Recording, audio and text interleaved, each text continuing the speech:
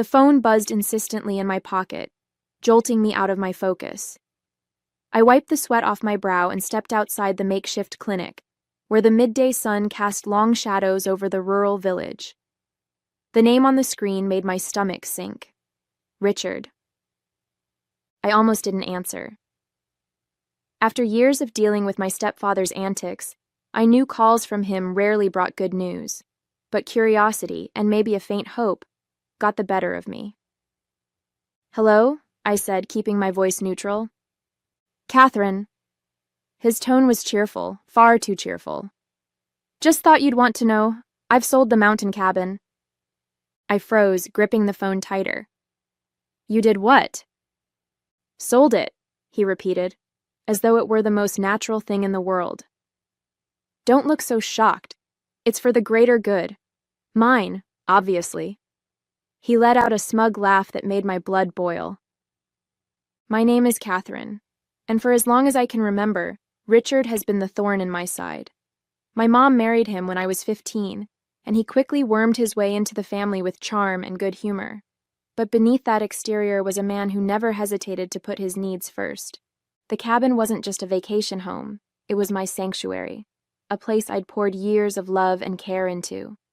Nestled in the mountains, it was where I went to recharge after grueling work trips, where I hosted friends for long weekends, and where I felt most at peace. Hearing Richard talk about it like it was a pawn in his endless schemes was infuriating. "You had no right," I said, my voice shaking. "That cabin wasn't yours to sell." "Relax," he drawled. "I've been managing things around here while you're off saving the world. And besides, what's the point of holding on to something you're never around to enjoy? It was an easy way to clear my debts. You'll thank me later." "I'll thank you when hell freezes over," I snapped, hanging up before he could say another word. I paced back and forth, trying to calm the storm of emotions swirling inside me. Richard's audacity knew no bounds, but this time he'd crossed a line. What he didn't know, and what I intended to keep to myself for now, was that the cabin wasn't entirely mine to sell. My best friend Laura was co-owner, and the legal agreement we'd set up years ago explicitly required both our signatures for any sale to go through. This wasn't over. I sat down on the edge of my cot, staring at the phone in my hand like it might burst into flames. My mind raced, replaying Richard's smug tone over and over. How could he think this was okay? Selling something so deeply personal to me, as if it were a trinket he could trade for his own benefit? The cabin wasn't just mine, it was a lifeline. It was where I spent summers as a kid, chasing fireflies and hiking with my mom before she remarried. After she passed, it became my anchor, the one thing that felt steady when everything else seemed to fall apart. Richard, of course, had no such attachment. To him, it was just another resource to exploit, like so many things he'd meddled with before. But this wasn't some small favor or inconvenience. This was my home. I tapped on Laura's name in my contacts and waited for her to pick up. "Hey, Kathy, what's up?" she said cheerfully when she answered. "Richard sold the cabin," I blurted out, unable to keep the anger from my voice. There was a long pause on her end. "He what?" "Apparently he needed the money to pay off some gambling debts," I said bitterly. "He thinks he can do whatever he wants, but I know our co-ownership agreement makes that impossible. He doesn't have the authority to sell it without your consent." Laura let out a low whistle. "He really thought he could get away with this. That man has no shame." "None," I agreed. "I'm going to need your help sorting this out. I'll finish my volunteer assignment and head back home as soon as I can. Can you pull up the legal documents in the meantime? I want to be ready to counter this when I get back." "You got it," Laura said, her voice firm. "We'll take care of this together." As I hung up, a strange sense of calm settled over me. Richard thought he'd outsmarted me, that I was too far away to do anything about his betrayal. But he didn't know who he was dealing with. I wasn't the scared teenager who used to let him steamroll me. I was an adult now, with resources, allies, and a firm grip on the law. If he thought this was over, he was about to get a rude awakening. The next few days passed in a blur as I finished up my volunteer assignment, trying to keep my emotions in check. But no matter how busy I kept myself, the thought of Richard's betrayal lingered like an unwelcome shadow. I couldn't shake the image of him gloating about settling his debts at my expense. Late one evening, I sat down with my journal, something I always brought with me on trips. Writing helped me sort through my feelings, and I needed clarity now more than ever. As I scribbled furiously, the memories started flooding back. The first time I visited the cabin with my mom, the hours I'd spent restoring it with Laura, the quiet nights by the fireplace when the world seemed to stand still. This wasn't just a building, it was a piece of me. And Richard thought he could just sell it off like a poker chip? No, not this time. Laura called again the next day, her tone brisk and businesslike. I went through the co-ownership agreement, she said. You were right. He didn't have the authority to sell without my consent. The sale is invalid. Relief coursed through me, but it was quickly replaced by anger. Do we know who he sold it to? Not yet, Laura replied. But I pulled the county records and there's no official transfer of ownership. It sounds like he might have tried to do this under the table. That sounded exactly like Richard. Always looking for shortcuts. Always trying to outsmart the system. What's our next step? I asked. Well, we can either confront him directly, Laura said, or we can let the legal process handle it. Either way, we're in the clear. He doesn't have a legal leg to stand on. I let out a breath I hadn't realized I was holding. Thanks, Laura. I don't know what I'd do without you. You'd figure it out, she said warmly, but I'll always have your back. As I hung up, a plan began to take shape in my mind. I'd finish my work here, return home, and face Richard head on. I wasn't going to scream or yell. That's what he expected. No, I'd take a different approach. I'd use the one thing Richard always underestimated, my ability to think ahead. He thought he'd won. But by the time I was done, he'd realize he'd underestimated me for the last time. When I finally arrived home, the first thing I noticed was the silence. The cabin always welcomed me with a sense of peace, but now, that silence felt ominous. My houseplants were slightly wilted, the mail had piled up by the door, and the fridge was practically empty. I set my bags down and exhaled, the weight of what I needed to do settling on my shoulders. Before I could even unpack, my phone buzzed. It was Richard. I debated letting it go to voicemail, but then I thought better of it. Time to face him. Well, if it isn't my globe-trotting stepdaughter, he said, his voice dripping with fake cheer. Finally back to reality, huh? What do you want, Richard? I asked, cutting straight to the point. I just wanted to check in, he said, his tone smug. Make sure you're not too upset about the whole cabin situation. I mean, it's gone now, so there's no use crying over spilled milk. My jaw clenched. Funny you should say that, I replied, keeping my tone calm. Because as far as I can tell, it's not gone. Laura and I checked the ownership records. The sale didn't go through. You can't sell what doesn't belong to you. There was a pause on the other end, just long enough to let me know I'd struck a nerve. That's ridiculous, Richard said, his voice tightening. The buyer paid in cash and the paperwork is handled. It's a done deal. No, it's not, I said. Laura and I co-own the cabin, remember? Without her consent, the sale is invalid. Legally, it's still ours. His laugh was brittle. You think you're so smart, don't you? Always playing the perfect daughter, always trying to control everything. You don't know how hard I've had it, Catherine. I did what I had to do. You stole from me, I shot back.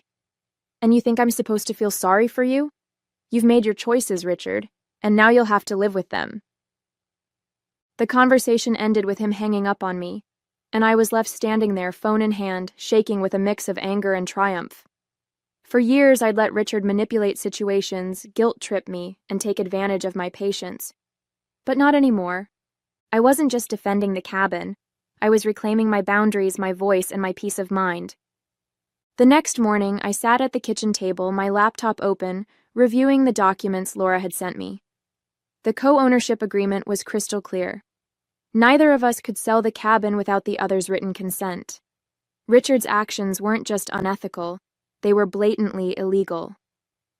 My thoughts were interrupted by a sharp knock at the door.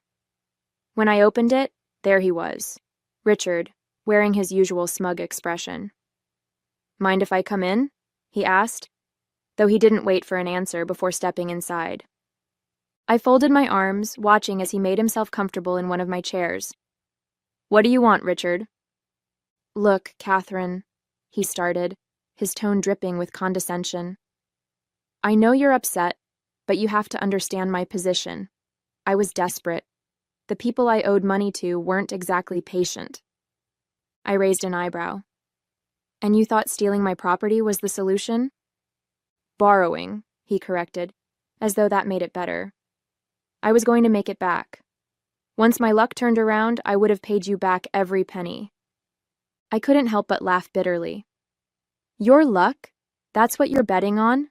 Richard, you've been gambling away money for as long as I've known you, and it's never worked out. Why would this time be any different?"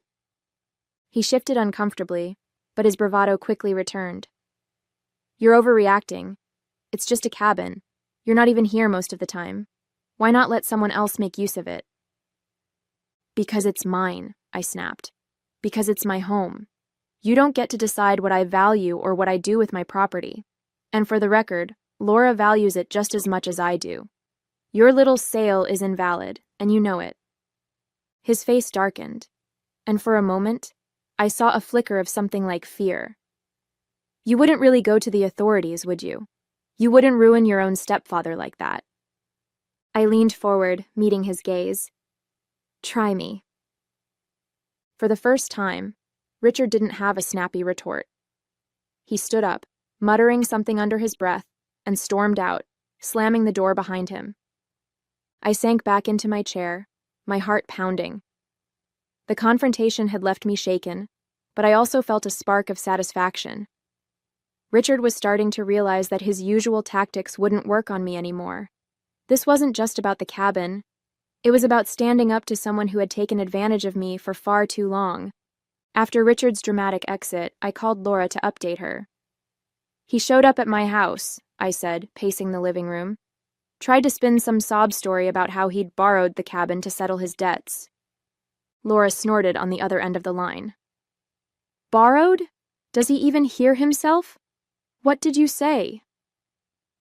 "I told him the sale was invalid, and if he pushed me, I'd go to the authorities," I replied. That seemed to shake him a little, but knowing Richard, he's probably already scheming his next move. "Well, let him scheme," Laura said firmly. "We've got the law on our side.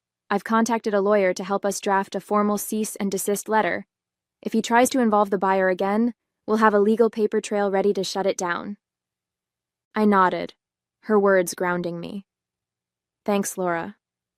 I don't know what I'd do without you." "You'd figure it out," she said. "But we're in this together." Over the next few days, I focused on gathering all the evidence I could. I documented the co-ownership agreement, collected screenshots of text messages Richard had sent about the sale, and even tracked down the real estate agent who had been involved. When I contacted the agent, her voice was tense. "Look, I didn't know the full situation," she said quickly. "Richard told me he had permission to sell. If I'd known the cabin had a co-owner, I never would have touched the deal." "Well, now you do," I said, keeping my tone even. "I'm not trying to drag you into this, but I need your cooperation. Can you confirm that Richard signed the paperwork alone?" "Yes," she admitted. "The buyer hasn't paid in full yet because I flagged the transaction as unusual. I can provide you with the documents if you need them." "That would be helpful," I said, jotting down her information. As I hung up, I felt a renewed sense of determination. Richard had banked on me being too passive or too distant to fight back, but he was about to learn just how wrong he'd been. That evening, Laura called with more good news. "The letter's ready," she said. "We'll send it first thing tomorrow, and if he tries to pull anything else, we'll escalate." "Perfect," I replied, a small smile creeping onto my face. For the first time in weeks, I felt like I was gaining control of the situation. Richard thought he could steamroll me, but he was about to find out that I wasn't so easily defeated. The next morning, Laura and I finalized the cease and desist letter and sent it to Richard. The language was clear and unyielding. Any further attempts to claim ownership of the cabin or engage the buyer would result in legal action. I imagined his reaction when he received it, probably a mix of outrage and disbelief. For years, he'd gotten away with manipulating and intimidating people into submission. But this time, he was up against a wall he couldn't charm his way through. Later that day, the real estate agent emailed me the documentation she'd promised. Seeing Richard's signature on the fraudulent sale agreement made my stomach churn, but it also solidified my resolve. He hadn't just crossed a line, he'd bulldozed over it. That evening, I got a call from Detective Miller, a local officer Laura had contacted to help with the case. "Ms. Daniels," he began, his tone professional, "I've reviewed the documents you and Ms. Langley provided. It's clear that this sale was unauthorized. Based on the evidence, we can move forward with a formal investigation if you'd like." "Yes," I said without hesitation. "I want to pursue this." Detective Miller continued, "We'll start by contacting the buyer and explaining the situation. If Richard continues to interfere, we'll escalate to criminal charges for fraudulent misrepresentation." "Thank you, Detective," I said. "Please let me know if you need anything else from me."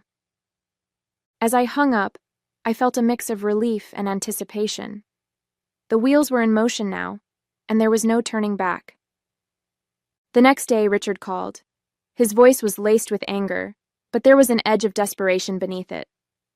"Do you have any idea what you've done, Catherine?" he demanded. "You're ruining everything." "No, Richard," I replied calmly. "I'm protecting what's mine. You did this to yourself." "You've always been so ungrateful," he sneered. "I stepped in when your mom couldn't handle things, and this is how you repay me?" I couldn't help but laugh bitterly. "You didn't step in, Richard. You took over. You manipulated, lied, and used people to get what you wanted, and now you're paying the price." He started to argue, but I cut him off. "This conversation is over. If you have anything else to say, take it up with my lawyer." I hung up and leaned back in my chair, my heart racing. Richard's days of pushing me around were over, and I was finally in control. 2 days later, Detective Miller called me with an update. "Ms. Daniels, we've spoken with the buyer, and they've agreed to halt the transaction. They were unaware of the co-ownership agreement and are willing to cooperate with any further investigation." Relief flooded through me. "That's great news. Does this mean the sale is officially void?" "Yes," he confirmed. "The cabin remains under your and Ms. Langley's ownership. However, we'll need to keep the case open to address your stepfather's fraudulent actions. Do you wish to press charges?" I hesitated for only a moment. "Yes," I said firmly. "I want him held accountable." "Understood," Detective Miller said. "We'll proceed accordingly. Thank you for your cooperation." After the call, I let out a deep breath. For the first time in weeks, I felt a sense of calm returning. The cabin was safe, and Richard's schemes were unraveling. Later that afternoon, I called Laura to share the news. "The sale is officially void," I told her. "The buyer's backing out, and the cabin is ours again." "That's a huge win," Laura said, her excitement evident. "But what about Richard?" "The police are moving forward with their investigation," I explained. "He's not getting away with this." "Good," she said. "It's about time someone stood up to him." Her words stuck with me long after we hung up. For years, I'd let Richard get away with so much. His manipulations, his entitlement, his complete disregard for boundaries. But this time, I'd fought back, and it felt like a turning point not just for this situation, but for how I approached everything in my life. That evening, I went to the cabin for the first time since coming home. Stepping inside, I felt an overwhelming wave of emotion. The smell of the wood panels, the familiar creak of the floorboards. It all reminded me of why this place meant so much to me. I sat by the fireplace, letting the quiet of the mountains wash over me. This was my haven, the place where I'd built memories, celebrated milestones, and found peace in the chaos of life. And it was still mine. No thanks to Richard. For the first time, I let myself smile. I wasn't just reclaiming a property, I was reclaiming a part of myself. A week later, Detective Miller called with the final update. Ms. Daniels, I wanted to let you know that your stepfather has been formally charged with fraudulent misrepresentation and attempted theft of property. He'll be required to appear in court, and based on the evidence we've gathered, the case against him is strong. Hearing those words brought a mix of emotions: relief, vindication, and even a touch of sadness. Thank you for everything, Detective, I said sincerely. You handled this situation with a lot of strength, he replied. It's not easy to stand up to family, but you did the right thing.